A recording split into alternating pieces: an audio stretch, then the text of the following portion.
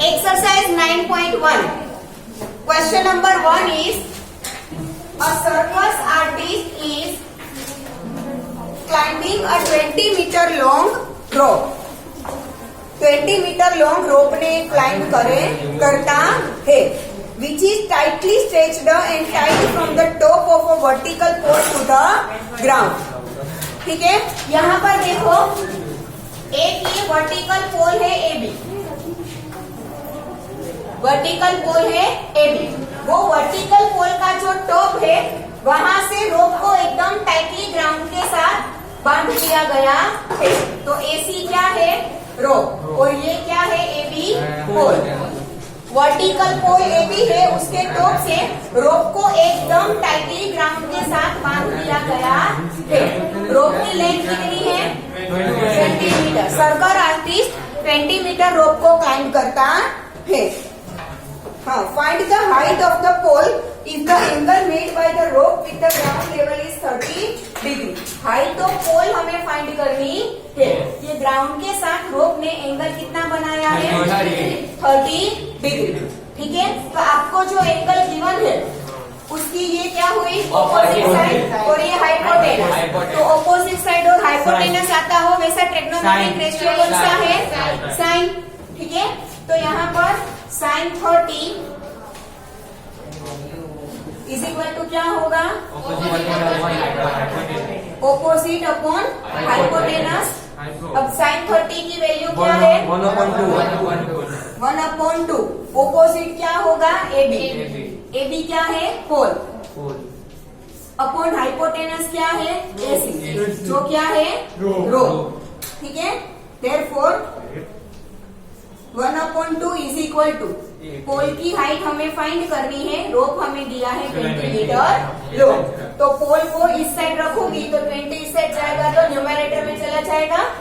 तो therefore pole is equal to 20/2।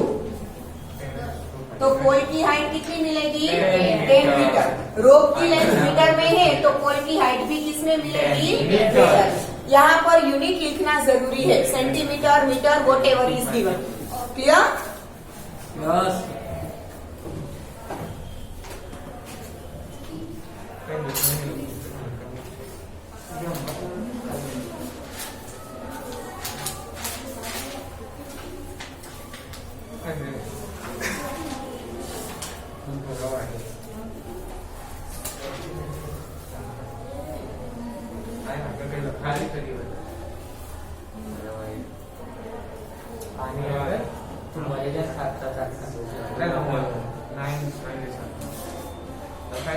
પેલું જ છે લાઈન તો પેલો અંડરસ્ટેન્ડ પિક્ચર ચાલુ હોય એટલે એક્ઝામ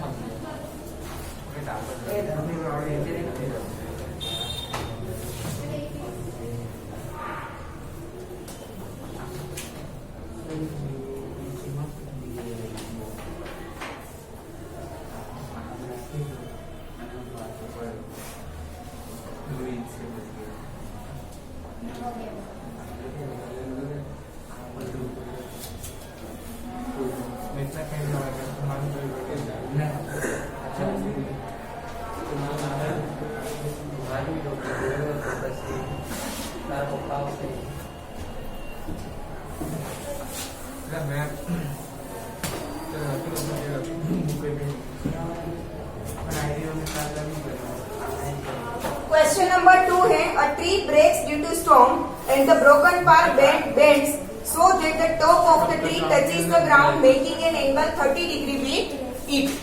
ठीक है, ग्राउंड पर ये एक ट्री है, ट्री AB। ठीक है, यहाँ से वो ब्रेक होता है पॉइंट P से। पॉइंट P से ब्रेक हो गया तो यहाँ से बेंड होकर A पार्ट है यहाँ पर टच कर रहा है, जिसे हम देंगे A'। ठीक है, स्टॉर्म की वजह से ट्री कहाँ से ब्रेक हुआ? P से। तो ये गिर कर ग्राउंड को टच करता है, जहाँ पर ट्री के टॉप ने ग्राउंड को टच किया वो पॉइंट A'। कितना एंगल बना रहा है? 30 डिग्री। ट्री का टॉप है वो ग्राउंड के साथ कितना एंगल बना रहा है? 30 डिग्री। फिर दिया है the distance between the foot of the tree is B to the point where the top touches the ground, that is A dash, is 8 meter. ठीक है. Then find the height of the tree, मतलब हमें AB find करना है. ठीक है. AB find करना हो तो हमारे पास AP एंड PB दोनों होना चाहिए. दोनों मिल जाएगा, उसका हम टोटल कर देंगे तो हमें क्या मिल जाएगा, पूरा AP. और AP कितना है, PA डैश कितना, क्योंकि वही पार्ट गिरकर नीचे आया है ना. दैट मीन्स कि जितना AP है उतना ही PA डैश है.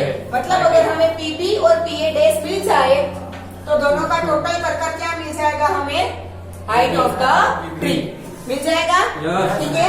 ये 30 की एडजेसेंट साइड हमें दी है, हमें ऑपोजिट और हाइपोटेनस दोनों चाहिए. ठीक है. तो पहले ऑपोजिट के लिए मैं 10 यूज करूँ. ठीक है. 10 30 is equal to opposite PB upon BA dash adjacent. ठीक है. 10 30 की वैल्यू क्या होती है, 1/√3. 1/√3. PB BA dash हमारे पास कितना है, 8 मीटर.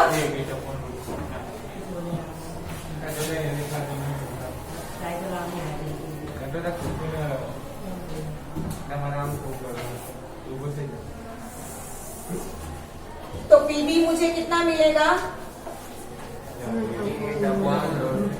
ये 8 इस तरह से जाएगा ना. ठीक है. तो PB मिला मुझे 8/√3. अब मुझे चाहिए PA डैश. तो एडजेसेंट और हाइपोटेनस दिया हो वैसा कौन सा, cos 30 is equal two adjacent है BA dash upon hypotenuse PA dash. cos 30 की वैल्यू क्या होती है, √3/2. BA डैश दिया है 8, PA डैश है हाइपोटेनस. PA डैश मुझे चाहिए तो मुझे इसे इस तरफ से लेकर न्यूमरेटर में लाना पड़ेगा. तो PA dash is equal to 8 multiply by 2 divide by √3. Therefore PA dash is equal to 16√3. ठीक है. नाउ हाइट ऑफ ट्री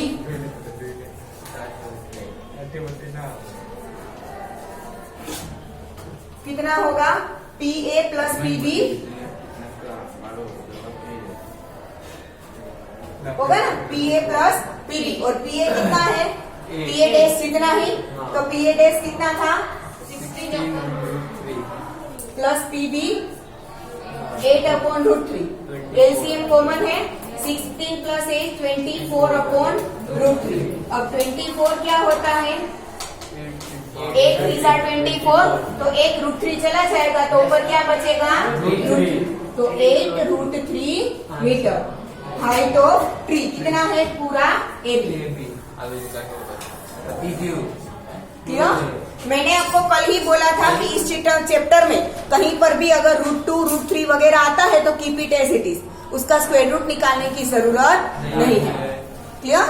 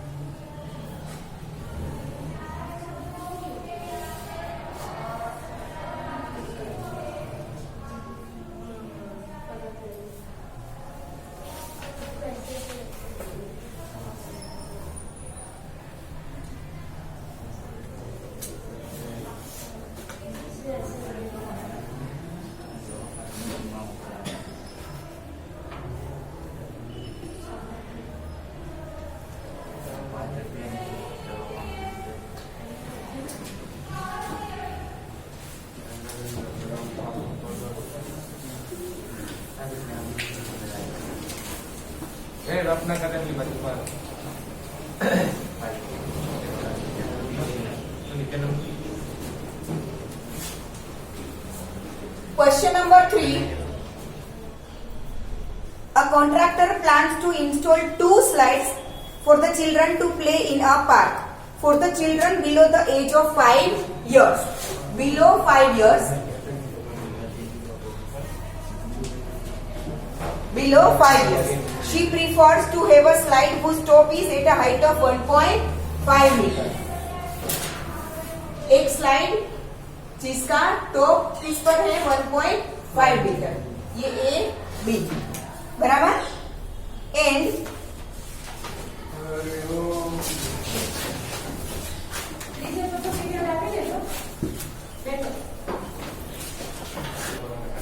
चलो और क्या दिया है. Is inclined at an angle of 30 degree to the ground. मतलब कि ये है जो स्लाइड है ग्राउंड से कितना इंक्लाइन करती है 30 डिग्री. मतलब कि ऐसी है वो स्लाइड है और वो ग्राउंड से उसका टॉप 1.5 मीटर की हाइट पर रखा गया है. ठीक है. तो for elder children she wants to have a steep slide at a height of 3 metre. ये बिलो 5 इयर्स एंड ये एल्डर चिल्ड्रन. एल्डर चिल्ड्रन के लिए वो नई दूसरी स्लाइड बनाएगी. Wants to have a steep slide at a height of 3 metre. इसको हम नाम दे देते हैं डीई. ठीक है. And inclined at an angle of 60 degree to the ground. Below 5 years के लिए इस टाइप की वो स्लाइड बनाना चाहती है जिसका टॉप 1.5 मीटर पर हो और एंगल 30 डिग्री का बनाती हो ग्राउंड से. और एल्डर चिल्ड्रन के लिए टॉप है वो 3 मीटर की हाइट पर हो और ग्राउंड के साथ एंगल कितना बनता हो 60 डिग्री का. What should be the length of the slide in each case? Each case में ये length of the slide. आपने स्लाइडिंग की है, पता है ना स्लाइड कैसी होती है, ऐसी. तो उसकी लेंथ मतलब ये क्रॉस ही होगा हाइपोटेनस. ठीक है. ऑपोजिट साइड गिवन है, आपको हाइपोटेनस फाइंड करना है. साइन लगाओगे तो मिल जाएगा sine 30 is equal to opposite upon hypotenuse. यहाँ पर sine 60 is equal to opposite upon hypotenuse मिल जाएगा. ठीक है. तो ये खुद से करना है. फिगर ड्रॉ करना हो तो कर लो. बाकी कैलकुलेशन खुद से करना है. साइन 30 और साइन 60 ही लगाना है. चलो जल्दी करो. हाँ फिगर ड्रॉ कर लो. कैलकुलेशन होमवर्क में फिगर ड्रॉ कर लो फटाफट.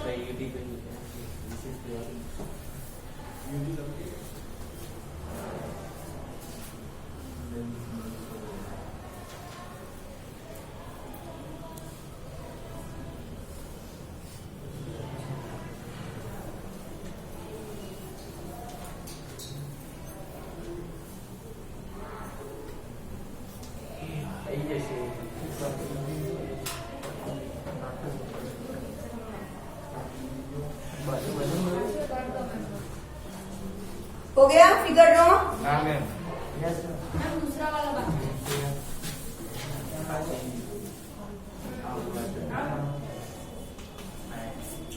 Question number 4. The angle of elevation. Angle of elevation मतलब ग्राउंड से आप किसी ऊपर की तरफ देख रहे हो, वो बनेगा एंगल ऑफ एलिवेशन. मैंने समझाया था ना. किसे एंगल ऑफ एलिवेशन बोलते हैं और किसे एंगल ऑफ डिप्रेशन बोलते हैं. ठीक है. नीचे खड़े रहकर आप किसी ऊपर की तरफ देखते हो तो वो एंगल ऑफ एलिवेशन. या तो किसी टावर या फिर कोई भी चीज ऊपर खड़े रहकर नीचे की तरफ देखते हो तो हॉरिजॉन्टल लाइन के साथ जो एंगल बनेगा that is angle of depression. Clear. तो एंगल ऑफ एलिवेशन मतलब कि नीचे से ऊपर की तरफ देख रहे हैं जो भी है. चलो. तो angle of elevation of the top of a tower. ये एक टावर है. यहां से टावर की टॉप पर देख रहे हैं. उसका एंगल ऑफ एलिवेशन क्या है. Top of the tower from a point on the ground which is 30 metre away from the foot of the tower. Tower के फुट से ये पॉइंट का डिस्टेंस कितना है 30 metre. Is 30 degree. Angle of elevation कितना है 30 डिग्री. मानो कि ये ए बी टावर है और सी है ग्राउंड पर का कोई पॉइंट. जहां से टावर की टॉप पर देखो तो 30 डिग्री का एलिवेशन बनता है और टावर के फुट से ग्राउंड के पॉइंट का डिस्टेंस कितना है 30 metre. Then find the height of the tower.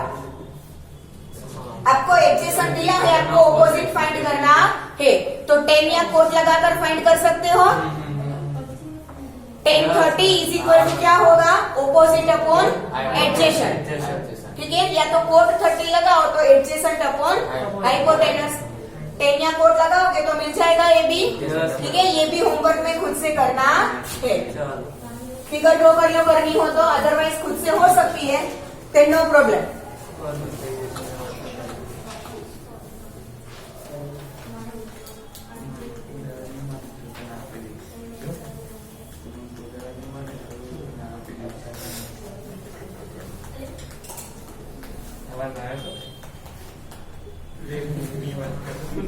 Done.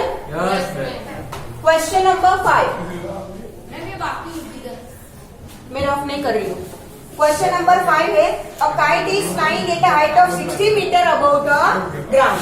ये ग्राउंड लेवल है, यहाँ पर एक काइट फ्लाई कर रही है। इसकी हाइट ग्राउंड से कितनी है, ग्राउंड से 60 metre above it is flying. The string attached to the kite is temporarily tied to a point on the ground. Kite एकदम ऊपर तो नहीं हम पकड़ते, काइट हम फ्लाई करते हैं तो स्ट्रिंग ऐसे होती है ना, ठीक है। तो ये स्ट्रिंग है temporarily tied to a point to the ground, ठीक है। Now the inclination of the string with the ground is 60 degree. String का ग्राउंड के साथ इंक्लिनेशन कितना बन रहा है, 60 degree. Then find the length of the string assuming that there is no slack in the string. मतलब कि आप काइट जब उड़ाते हो तब स्ट्रिंग ऐसे गोल होके जाती है ना, एकदम स्ट्रेट नहीं होती। यहाँ पे हमें अज्यूम करना है कि एकदम स्ट्रेट है, तो हमें ये स्ट्रिंग की लेंथ फाइंड करनी है। तो sin 60 is equal to opposite upon hypotenuse मिल जाएगा, यस और नो, ठीक है।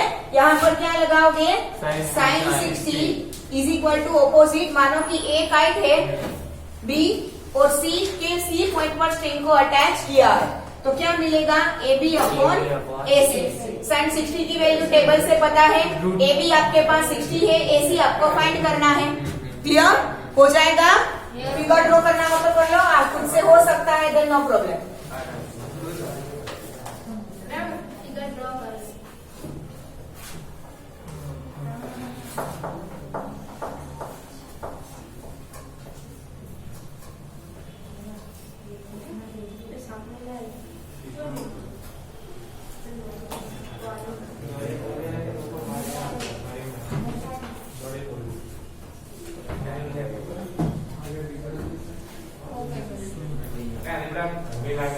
डन एवरीवन, हो गया बेटा, जल्दी आजू बाजू में से बना लो। तो फिगर बेटा एकदम इजी खुद से बना सकते हो। चलो यहाँ पर ध्यान, क्वेश्चन नंबर 6 ये कैलकुलेट में करवाऊंगी, ठीक है। और 1.5 मीटर, अब यहाँ पर ध्यान सबका, 1.5 मीटर टॉल बॉय। ये ग्राउंड से यहाँ पर एक लड़का खड़ा है जिसकी हाइट क्या है, 1.5 मीटर। मानो कि PQ is boys height which is 1.5 metre, ठीक है। 1.5 metre tall boy is standing at some distance from a 30 metre tall building. इसके सामने एक बिल्डिंग है जो कि कितनी टॉल है, 30 मीटर। कुछ डिस्टेंस है, सम डिस्टेंस बोला है, हमें नहीं पता कितना है, ठीक है। मानो कि बिल्डिंग की हाइट है A B which is given 30 metre. Boy is standing at some distance from a building 30 metre tall, ठीक है।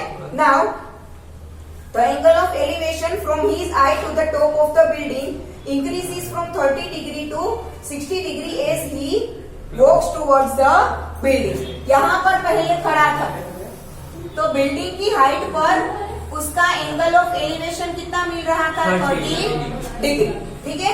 फिर वो बिल्डिंग की तरफ थोड़ा चल के जाता है तो क्या मिलेगा, P days Q days, boy की हाइट तो 1.5 मीटर ही रहेगी। यस बिल्डिंग की तरफ वो थोड़ा चल के जाता है, तो एंगल ऑफ इंक्लिनेशन 30 में से इंक्रीज होकर कितना बन जाता है?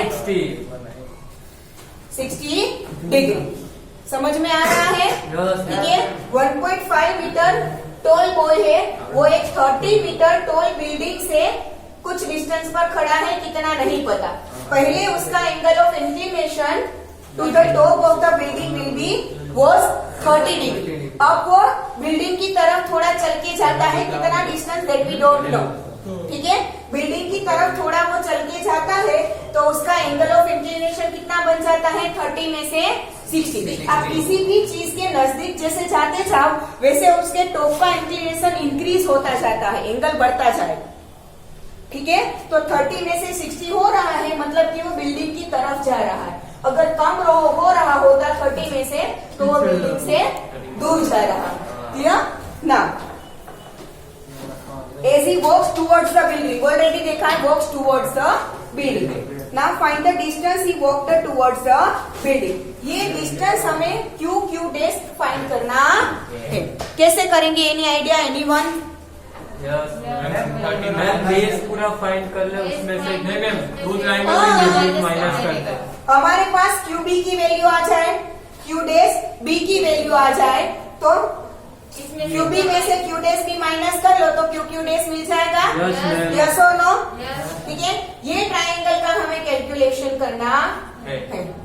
ठीक है, 2 ट्राइंगल हमारे पास है, मानो कि ये है पॉइंट X, तो एक ट्राइंगल APX, दूसरा ट्राइंगल A dash PX। ठीक है, in triangle APX angle P is equal to 30 degree है। ठीक है, 30 डिग्री दिया है आपको, ऑपोजिट साइड दी है, आपको क्या फाइंड करना है? PX, मतलब कि आपको एडजेसेंट फाइंड करनी है, ऑपोजिट दी है, तो 10 लगा दो। ठीक है, तो 10 30 બોલો બેટા તો હાઈટ માઈનસ ની હોगी બોય હા મેમ 30 में से 1.5 પહેલા આપણે પહેલા જ લઈ લીધું ને हाँ हाँ हाँ नहीं बेटा नहीं, He is 28.5 right. He is right. AB is 30, अच्छा, जिसमें हाँ। से हमें XB माइनस करना पड़ेगा हाँ, ना। हाँ। XB कितना है? 1.5। ये इतना है 1.5 मीटर, और ये पूरा था 30 मीटर, तो हमें इतना फाइंड करना पड़ेगा, which is 30 minus 1.5। 30 minus 1.5 that is 28.5 metre. Clear? ठीक है ना? 10 30 is equal to opposite AX upon adjacent PX। 10 30 की वैल्यू क्या होती है? 1/3 बोलो, आप जो बोलोगे वो मैं लिख दूंगी। 1/3 हाँ, AX we have to find and PX is 28.5। ठीक है, तो इसके ऊपर से यहीं पे लिख देती हूँ, AX मुझे क्या मिलेगा? अपॉन √3। अभी keep it as it is. ठीक है, नाउ AX मिल गया मुझे इतना। अब मुझे चाहिए, तो मैम AX मिला, एक मिनट हमको PX चाहिए। 10 30 1 upon √3। AX is given 28.5 and PX we have to find। तो इसके ऊपर से PX इज इक्वल टू क्या मिलेगा? PX इस साइड चला जाएगा, तो मिलेगा तो वही 28.5 अपॉन √3 मीटर। ठीक है, दूसरा मुझे चाहिए P dash X, तो angle triangle AP dash X लूंगी। ठीक है, in triangle AP dash X angle P dash is equal to 60 degree, तो 10 60 is equal to opposite AX upon hypotenuse upon adjacent P dash X। ठीक है, 10 60 is √3, yes ma'am AX is 28.5, P dash X find करना ना।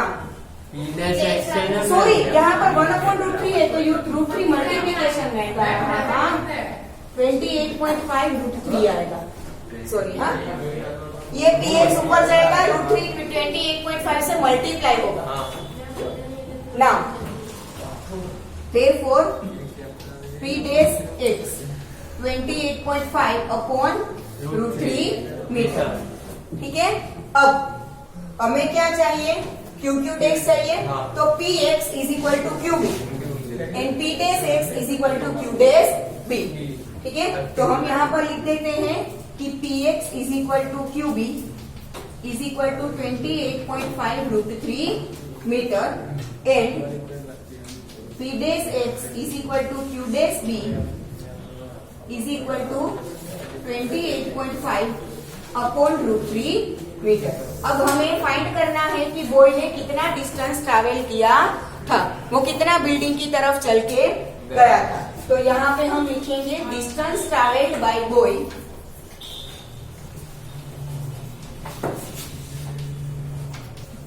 Is equal to Q dash which is equal to Q B minus Q dash B होगा। Q B कितना है 28.5 √3 minus Q dash B is 28.5 upon √3 है ना। √3 LCM निकलेगा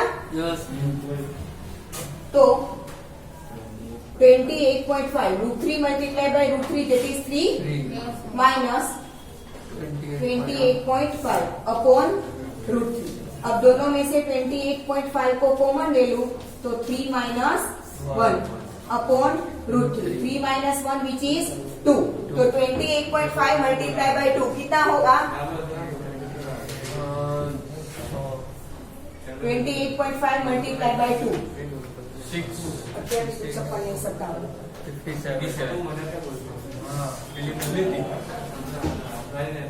19 3s are 57 19 3s are 57 तो एक एक √3 ऊपर नीचे चला जाएगा तो फाइनल आंसर क्या आएगा 19 √3 metre. This is distance travelled by the boy.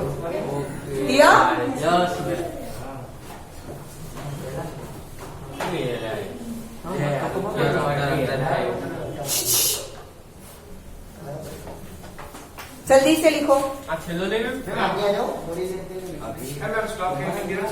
हमको 3 समझना पड़ेगा फिर आएगा।